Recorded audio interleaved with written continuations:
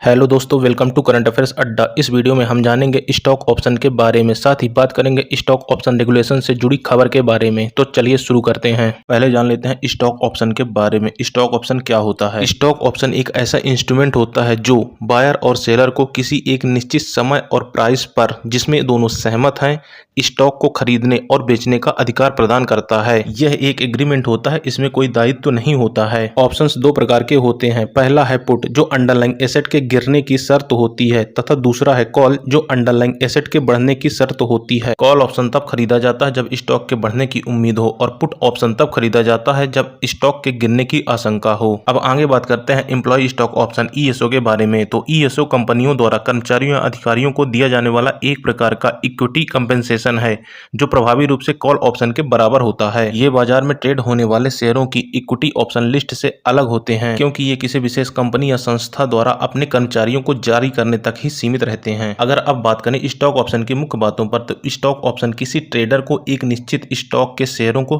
किसी सहमत कीमत पर खरीदने और बेचने का अधिकार देते हैं, लेकिन यह कोई दायित्व नहीं होता है। एवं स्टॉक ऑप्शन इक्विटी डेरिवेटिव का एक सामान्य रूप होता है, तथा एक इक्विटी ऑप्शन कॉन्ट्रैक्ट आमतौर पर अंडरलाइंग स्टॉक के 100 शेयर को रिप्रेजेंट करता है, लेकिन यह डिफरेंट कंट्रीज के लिए डिफरेंट हो सकता है। अगर आगे बात करें तो विकल्प अनुबंधों के दो प्राथमिक प्रकार हैं, कॉल और पुट, तथा कर्मचारी स्टॉक विकल्प तब होते हैं जब कोई कंपनी कंपनसेशन के रूप में कुछ कर्मचारियों को प्रभावी रूप से कॉल ऑप्शन देती है। आइए आगे स्टॉक ऑप्शन के बारे में और समझते हैं। स्टॉक ऑप्शन एक प्रकार का वित्तीय साधन है जिसे डेरिवेटिव के रूप में जाना जाता है। इसका मतलब यह है कि उनका मूल्य किसी अंडरलाइंग सिक्योरिटी के मूल्य पर आधारित या उससे प्राप्त होता है। अंडरलाइंग सिक्योरिटी या एसेट से अर्थ उस स्टॉक से है जिसके ऑप्शन को हम ट्रेड करना चाहते हैं। उदाहरण के लिए रिलायंस एक स्टॉक है, अगर हम उसके ऑप्शन को ट्रेड करना चाहते हैं तो रिलायंस अंडरलाइंग सिक्योरिटी या एसेट कहलाएगा। प्रत्येक स्टॉक में एक कनेक्टेड ऑप्शन चेन नहीं होती है। ऑप्शन चेन किसी भी अंडरलाइंग एसेट के स्ट्राइक प्राइस,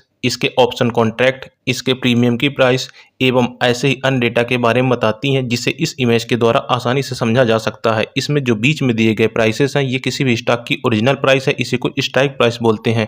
इसके लेफ्ट और राइट में जो प्राइसेस दी गई हैं, ये प्रीमियम की प्राइस होती हैं, जिसे हम ट्रेड करते हैं ऑप्शन कॉन्ट्रैक्ट के रूप में। अगर आगे बात करें तो ऑप्शन भविष्य में किसी बिंदु पर एक सहमत मूल्य पर स्टॉक बेचने या खरीदने का विकल्प रखने के लिए एक समझौता बनाता है।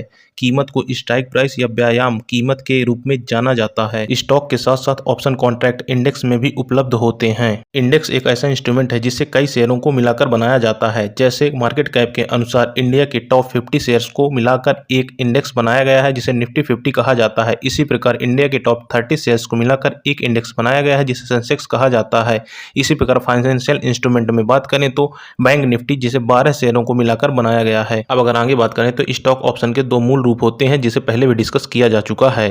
पहला होता है कॉल ऑप्शन, जो धारक को एक विशिष्ट समय सीमा के भीतर एक निश्चित मूल्य पर संपत्ति खरीदने का अधिकार देता है, लेकिन इसका कोई दायित्व नहीं होता है। दूसरा होता है पुट ऑप्शन, जो धारक को एक विशिष्ट समय सीमा के भीतर एक निश्चित मूल्य पर संपत्ति को बेचने का अधिकार देता है, जिसका कोई दायित्व नहीं होता है। अर्थात स्टॉक ऑप्शंस को एक्सरसाइज करना कंपलसरी नहीं होता है। लेकिन इंडियन स्टॉक मार्केट में यदि हम स्टॉक ऑप्शन की बात करें तो यदि एक्सपायरी के दिन stock option in the money में है तो इसके कॉन्ट्रैक्ट को एक्सरसाइज करना अनिवार्य होता है, चाहे यह पुट हो या कॉल। अगर आगे बात करें स्टॉक ऑप्शंस पैरामीटर के बारे में तो ऑप्शंस की दो अलग अलग शैलियां हैं। पहली अमेरिकी, दूसरी यूरोपीय।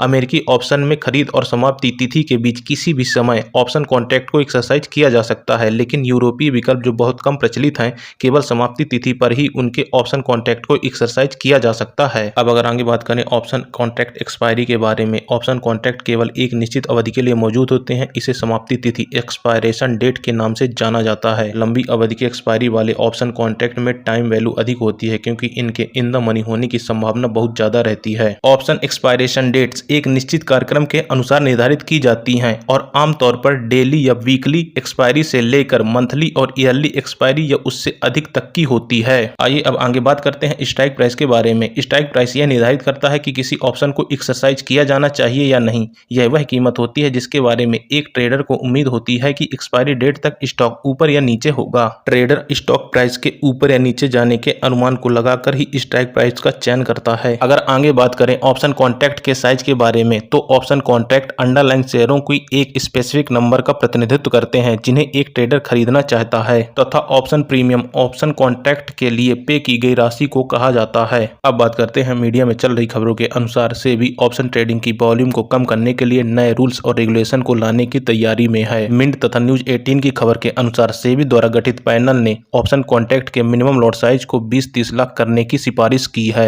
एनएसई के डेटा के अनुसार पिछले 3-4 सालों में रिटेल इन्वेस्टर के वॉल्यूम में ऑप्शन बायर के रूप में 5 गुना की बढ़ोतरी हुई है, जो कि सेबी के लिए एक बहुत बड़ा चिंता का विषय है क्योंकि अधिकांशतः ऑप्शन बायर नेट लॉस में होते हैं। हाल ही में आई सेबी की रिपोर्ट्स के अनुसार 89% ट्रेडर जो कि डेरिवेटिव ट्रेडिंग करते हैं लॉस में हैं, तथा 11% ट्रेडर जो कि प्रॉफिट में हैं, उनका प्रॉफिट मार्जिन बहुत ही कम है। इन्हीं सब कारणों की वजह से सेबी ऑप्शन ट्रेडिंग में लगाम लगाने की तैयारी में है। अगर आगे बात करें तो मनी कंट्रोल की रिपोर्ट्स के अनुसार एनएसई का डाटा कहता है कि 80% ट्रेडर का टर्नओवर 10 लाख से कम है। अगर सेबी मिनिमम लॉट साइज को 20-30 लाख करने पर विचार करती है तो मार्केट से इस प्रकार के ट्रेडर का पार्टिसिपेशन कम हो जाएगा, जिससे ऑप्शन कॉन्ट्रैक्ट्स के वॉल्यूम में कमी आएगी। हाल ही में आई सेबी की रिपोर्ट्स के अनुसार डेरिवेटिव ट्रेडिंग में 10 में से 9 ट्रेडर नेट लॉस में हैं। लॉस करने वाले ट्रेडर्स का नेट लॉस 50,000 रुपए रजिस्टर किया गया तथा उन्होंने 28% ट्रांजैक्शन कॉस्ट दिया, तथा प्रॉफिट करने वाले ट्रेडर्स ने 15 से 50% ट्रांजैक्शन कॉस्ट के रूप में दिया। क्या इन सब बातों को ध्यान में रखते हुए क्या ऑप्शन ट्रेडिंग को बैन कर देना चाहिए? तो इसका आंसर है बिल्कुल नहीं। क्या रिटेल ट्रेडर्स के वॉल्यूम में कमी आनी चाहिए? तो इसका आंसर है हाँ। इसका सॉल्यूशन है ट्रेडर्स को डेरिवेटिव मार्केट में एंट्री के लिए कुछ बैरियर्स होने चाहिए। जिस प्रकार ऑप्शन सेलिंग के लिए मिनिमम कैपिटल रिक्वायरमेंट की जरूरत है, उसी प्रकार ऑप्शन बाइंग में भी कुछ रूल्स होने चाहिए। थैंक यू फ्रेंड्स, इस वीडियो में इतना ही। ऐसे वीडियोज पर जानकारी के लिए कमेंट बॉक्स पर कमेंट करें तथा वीडियो पसंद आया तो वीडियो को लाइक तथा शेयर कर दें और चैनल को सब्सक्राइब जरूर कर लें। धन्यवाद।